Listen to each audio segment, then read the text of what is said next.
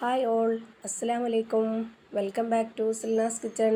ഇന്നത്തെ നമ്മുടെ റെസിപ്പി നല്ല ടേസ്റ്റി ആയിട്ടുള്ള ഒരു അടിപൊളി ഈവനിങ് സ്നാക്സിൻ്റെ റെസിപ്പിയാണ്. നല്ല പോലെ പഴുത്ത് കറുത്തു പോയ നേന്ത്രപ്പഴം കൊണ്ട് ഒരു അടിപൊളി ടേസ്റ്റി ആയിട്ടുള്ള വെറൈറ്റി രുചിയുള്ള എത്ര വേണേലും കഴിച്ചു പോവും അത്രയും നല്ല സോഫ്റ്റ് ആയിട്ടുള്ള പഞ്ഞു പോലത്തെ ഒരു കിടിലൻ പലഹാരമാണിത്. കുട്ടികൾക്കും വലിയവർക്കുമെല്ലാം ഒരുപോലെ ഇഷ്ടാവുന്ന ഒരു വെറൈറ്റി ടേസ്റ്റി ആയിട്ടുള്ള പലഹാരമാണിത്. റെസിപ്പിയിലോട്ട് കടക്കുന്നതിന് മുമ്പായി സിൽനാസ് കിച്ചൺ ചാനൽ ആദ്യമായിട്ട് കാണുന്നവരാണെങ്കിൽ പ്ലീസ് ഒന്ന് സബ്സ്ക്രൈബ് ചെയ്തേക്കണേ. ഒപ്പം തന്നെ ഈ വീഡിയോസ് നിങ്ങൾക്ക് ഇഷ്ടപ്പെടുകയാണെങ്കിൽ ഒരു ലൈക്ക് ചെയ്യാനും മറക്കരുത്. ഇനി നമുക്ക് ഈ ഒരു റെസിപ്പിയിലോട്ട് കടക്കാം. അപ്പോൾ ആദ്യം തന്നെ ഈ ഒരു പലഹാരം തയ്യാറാക്കുന്നതിന് വേണ്ടിയിട്ട് ഒരു 2 നല്ല പോലെ പഴുത്ത് കറുത്തു പോയ നേന്ത്രപ്പഴം എടുത്തിട്ടുണ്ട്. ഇതിൻ്റെ തൊലിയൊക്കെ കളഞ്ഞതിന് ശേഷം ഇത് ഞാനൊരു ബൗളിലേക്ക് കട്ട് ചെയ്തിട്ട് കൊടുത്തിട്ടുണ്ട്. ഇനി നമുക്കിത് ഒരു മിക്സിയുടെ ജാറിലേക്കിട്ട് അരച്ചെടുക്കാനുള്ളതാണ്. അപ്പോൾ ഈ ഒരു വലിപ്പത്തിൽ വേണം കട്ട് ചെയ്തിട്ടെടുക്കാനായിട്ട്, എന്നാലേ നന്നായിട്ട് അരഞ്ഞ് കിട്ടുള്ളൂ. അല്ലാന്നുണ്ടെങ്കിൽ ഇതുപോലെ കഷ്ണമായിട്ടൊക്കെ കിടക്കും. ഇപ്പോൾ ഞാനിതൊരു മിക്സിയുടെ ജാറിലേക്ക് ഇട്ട് കൊടുത്തിട്ടുണ്ട്. ഇനി ഇതിലേക്ക് ഒഴിച്ചു കൊടുക്കേണ്ടത് ശർക്കര ഉരുക്കിയതാണ്.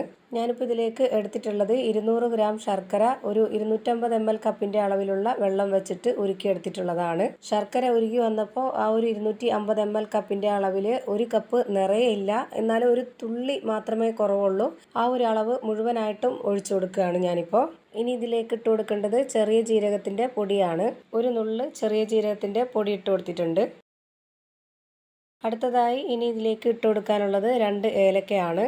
പിന്നെ ഇതിൻ്റെ കൂടെ ഇട്ട് കൊടുക്കുന്നത് ഇതുപോലെ 2 ഗ്രാമ്പുമാണ്. ഈ ഒരു ചെറിയ ജീരകവും അതുപോലെ തന്നെ 2 ഏലക്കയും ഗ്രാമ്പും, പിന്നെ ഇതിലേക്ക് ഒരു ചെറിയ എരിവിന് വേണ്ടിയിട്ട് ഒരു 10 കുരുമുളകും ഇതുപോലെ ഇട്ട് കൊടുക്കുന്നുണ്ട്. ഇതിൻ്റെ എല്ലാം ആ ഒരു മണവും ടേസ്റ്റൊക്കെ വരുമ്പോഴത്തേക്ക് ഒരു പ്രത്യേക ടേസ്റ്റാണ് ഈ ഒരു പലഹാരം കഴിക്കാനായിട്ട്.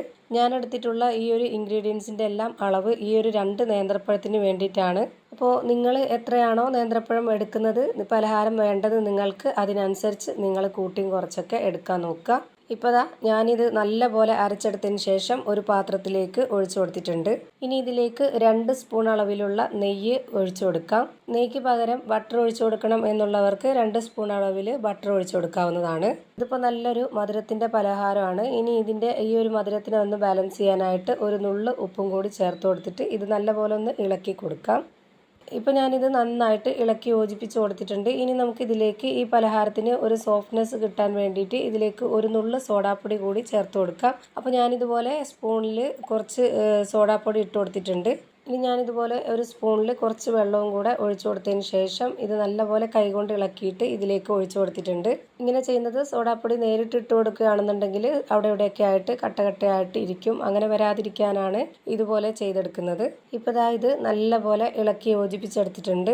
ഇനി അടുത്തതായി ഇതിലേക്ക് ഇട്ട് കൊടുക്കേണ്ടത് ഗോതമ്പ് പൊടിയാണ്. ഞാനിപ്പോൾ 250 ml കപ്പിൻ്റെ അളവിൽ 1.5 കപ്പ് ഗോതമ്പ് പൊടിയാണ് ഇതിലേക്ക് ഇട്ട് കൊടുക്കുന്നത്. ആദ്യത്തെ ഒരു കപ്പ് നിറയെ മാവ് എടുത്തിട്ടാണ് ഇട്ട് കൊടുത്തിട്ടുള്ളത്. അങ്ങനെ ഇപ്പോൾ ഒരു 1.5 കപ്പിലുള്ള ഗോതമ്പ് പൊടി ഇതിലേക്ക് ഇട്ട് കൊടുത്തിട്ടുണ്ട്. ഇനി ഇതിലേക്ക് ഒരു 1/2 കപ്പ് അളവിൽ നിറയെ മൈദയാണ് ഇട്ട് കൊടുക്കുന്നത്. ഇതേപോലെ തന്നെ അളവിൽ എടുക്കാൻ വേണ്ടി ശ്രദ്ധിക്കുക. കാരണം നമ്മൾ ഇതിൽ ഇനി വെള്ളമൊന്നും ചേർത്ത് കൊടുക്കുന്നില്ല. ഈ ഒരു പഴത്തിൻ്റെ മിക്സിൽ തന്നെ നമ്മൾ ഈ ഒരു മാവ് നല്ലപോലെ യോജിപ്പിച്ചെടുക്കുകയാണ് ചെയ്യുന്നത്.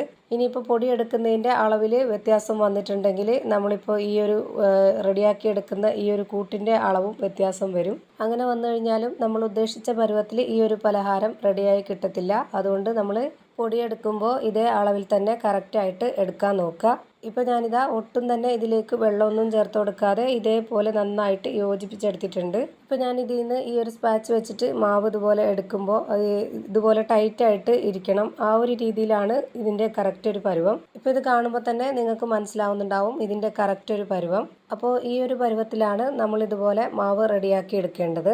ഇനി നമുക്ക് ഒരു പാത്രത്തിലേക്ക് കുറച്ച് വെള്ളം വെച്ചിട്ട് ആ ഒരു വെള്ളത്തിൽ കൈയൊന്ന് മുക്കിയിട്ടെടുത്തതിന് ശേഷം ഇതിൽ നിന്ന് കുറച്ച് മാവെടുത്തിട്ട് ഇതുപോലെ നമുക്ക് ഇഷ്ടമുള്ള ഏതെങ്കിലും ഒരു ഷേപ്പിൽ റെഡിയാക്കിയിട്ടെടുക്കുക. ഞാനിപ്പോൾ ഇതുപോലെ ചെറുതായിട്ടൊന്ന് ബോൾ ഷേപ്പിലാണ് ഇത് റെഡിയാക്കിയിട്ടെടുക്കുന്നത്. ഇനി ഇതുപോലെ തന്നെ അല്ല, നമ്മൾ വെറുതെ കൈകൊണ്ടെടുത്തിട്ട് മാവ് എണ്ണയിലേക്ക് അങ്ങനെ ഇട്ട് കൊടുത്താലും മതി. ഒരുപാട് അങ്ങ് അമർത്തി ഉരുട്ടിയിട്ടെടുക്കാനുള്ള അത്രയും ടൈറ്റൊന്നും അല്ല മാവ്, നല്ല ലൂസായിട്ടാണ് ഇരിക്കുന്നത്. അപ്പോൾ ആ ഒരു പരുവത്തിൽ നമ്മൾ നോക്കിയിട്ട് വേണം ഇതിനെ ഷേപ്പാക്കിയിട്ടെടുക്കാനായിട്ട്. ഇനിയിപ്പോൾ ഇതാ ഇതുപോലെ റെഡിയാക്കിയിട്ട് എണ്ണയിലേക്ക് ഇട്ടൊന്ന് ഫ്രൈ ചെയ്തിട്ടെടുക്കാം. അല്ലാന്നുണ്ടെങ്കിൽ ഇതാ ഇതുപോലെ കുറച്ച് മാവ് എടുത്തിട്ട് വെറുതെ കയ്യിലൊന്ന് ഇങ്ങനെ പ്രസ് ചെയ്ത് ഉരുട്ടിയെടുത്തതിന് ശേഷം ഈ ഒരു രീതിയിൽ തന്നെ ചൂടായ എണ്ണയിലേക്ക് അങ്ങ് ഇട്ട് കൊടുക്കാം. ഇതിലിപ്പോൾ ഏതാണോ നിങ്ങൾക്ക് എളുപ്പമായിട്ട് തോന്നുന്നത് ആ ഒരു രീതിയിൽ അങ്ങനെ എണ്ണയിലേക്ക് അങ്ങ് ഇട്ട് കൊടുത്താൽ മതി. ഓരോ പ്രാവശ്യവും നമ്മൾ മാവ് ഇതുപോലെ എണ്ണയിലേക്ക് ഇട്ട് കൊടുക്കുന്ന സമയത്ത് കയ്യിൽ കുറച്ച് വെള്ളം ഒന്ന് മുക്കിയെടുത്തതിന് ശേഷം വേണം ഇതുപോലെ മാവ് ഇട്ട് കൊടുക്കാനായിട്ട്. അല്ലാന്നുണ്ടെങ്കിൽ കയ്യിൽ മാവ് ഒട്ടിപ്പിടിച്ചിട്ട് ഇതുപോലെ ഇട്ട് കൊടുക്കാനായിട്ട് ബുദ്ധിമുട്ടായിട്ട് വരും. ഇതിലിപ്പോൾ നമ്മൾ ആദ്യം ഇട്ട് കൊടുത്തത് വേഗം തന്നെ നമ്മൾ തിരിച്ചിട്ട് കൊടുക്കുക. ഒരുപാടങ്ങ് ഹൈ ഫ്ലെയിമിൽ വെച്ച് കൊടുക്കരുത്. നമ്മൾ ഹൈ ഫ്ലെയിമിൽ ഇട്ടിട്ട് ഈ മാവൊക്കെ ഇട്ട് കൊടുത്തതിന് ശേഷം ഉടനെ തന്നെ നമ്മളിത് ഒരു ലോ ടു മീഡിയം ഫ്ലെയിമിൽ വെച്ച് കൊടുക്കണം. ഇത് ഒരുപാടങ്ങ് ഹൈ ഫ്ലെയിം ആയിപ്പോയി കഴിഞ്ഞാൽ പെട്ടെന്ന് തന്നെ ഇത് കരിഞ്ഞു പോവും. അതുകൊണ്ട് ആ ഒരു രീതിയിൽ പ്രത്യേകം നോക്കിയിട്ട് വേണം വേവിച്ചെടുക്കാനായിട്ട്. അതുപോലെ തന്നെ ഇത് വളരെ പെട്ടെന്ന് തന്നെ വെന്ത് കിട്ടുന്നുണ്ട്. ഒരുപാട് സമയം എണ്ണയിൽ ഇങ്ങനെ ഇട്ട് വെച്ചിരിക്കുകയൊന്നും വേണ്ട. പെട്ടെന്ന് തന്നെ റെഡിയാക്കിയിട്ട് എടുക്കാൻ പറ്റും. ഇപ്പോൾ ഞാൻ ആ ഒരു മാവ് മുഴുവനായിട്ടും ഇവിടെ ഇതുപോലെ ഫ്രൈ ചെയ്ത് എടുത്തിട്ടുണ്ട്. ഇപ്പോൾ നല്ല ടേസ്റ്റി ആയിട്ടുള്ള സോഫ്റ്റ് ആയിട്ടുള്ള പഞ്ഞ് പോലത്തെ ഒരു പലഹാരമാണ് റെഡിയായി കിട്ടിയിട്ടുള്ളത്. തീർച്ചയായിട്ടും നിങ്ങൾക്ക് എല്ലാവർക്കും ഇഷ്ടാവും. അത്രയും നല്ല ടേസ്റ്റിലാണ് ഇത് റെഡിയാക്കിയിട്ട് എടുത്തിട്ടുള്ളത്. ഇത് ഒരു തവണയെങ്കിലും ഇതേ രീതിയിൽ തന്നെ നിങ്ങളും ഒന്ന് ട്രൈ ചെയ്ത് നോക്കണം. അപ്പോൾ ഇത്രയേ ഉള്ളൂ ഇന്നത്തെ നമ്മുടെ വീഡിയോ ഇഷ്ടമായാൽ ലൈക്ക് ചെയ്യാനും കമൻറ്റ് ചെയ്യാനും ഷെയർ ചെയ്യാനും മറക്കരുത്. അതുപോലെ തന്നെ ഞാനിടുന്ന പുതിയ വീഡിയോസ് നോട്ടിഫിക്കേഷനായിട്ട് കിട്ടുന്നതിന് വേണ്ടി സബ്സ്ക്രൈബ് ചെയ്ത് ബെല്ലൈക്കൺ അമർത്തി അതിൽ ഓൾ എന്ന ഓപ്ഷൻ എനേബിൾ ചെയ്ത് കൊടുക്കാനും മറക്കരുത്. പുതിയൊരു വീഡിയോയുമായി വീണ്ടും വരും. Thank you for watching.